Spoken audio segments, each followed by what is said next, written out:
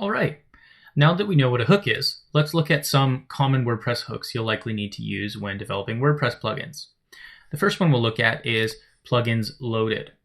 This is one of the most important hooks in any plugin development process.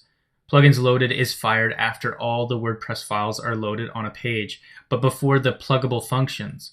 Then WordPress starts executing everything.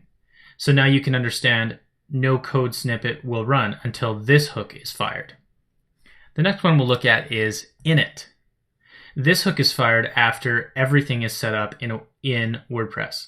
WordPress also tries to add plenty of things. For example, registration of taxonomies, that's like a category, initialization of the default widgets and post types. You can say that everything is ready when it will come to this hook. So your plugin, whatever you are developing, will perhaps use the init hook for anything it needs to do when the entire information of WordPress is available to use. Next, we'll look at WP head. You can see the difference with or without using WP head in your template. Without this hook, you will not see anything besides your own written code.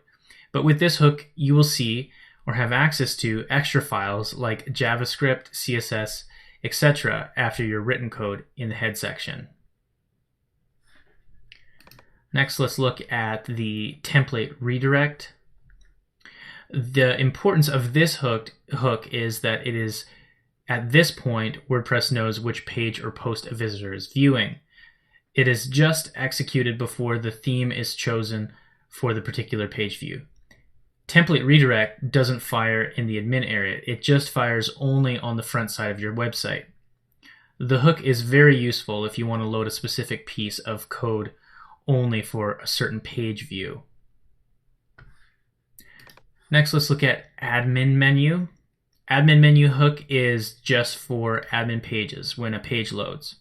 If your plugin doesn't need to execute in the front end, when your plugin works directly in the admin side, you will absolutely use admin menu to run your code. A full list of available actions and filters can be found at this link here. So this is the action reference on the WordPress Codex. And here, this is the filter reference on the WordPress Codex. All right, so in the next lesson, we'll define post types and talk about the benefits of using them in plugin development. Stay tuned.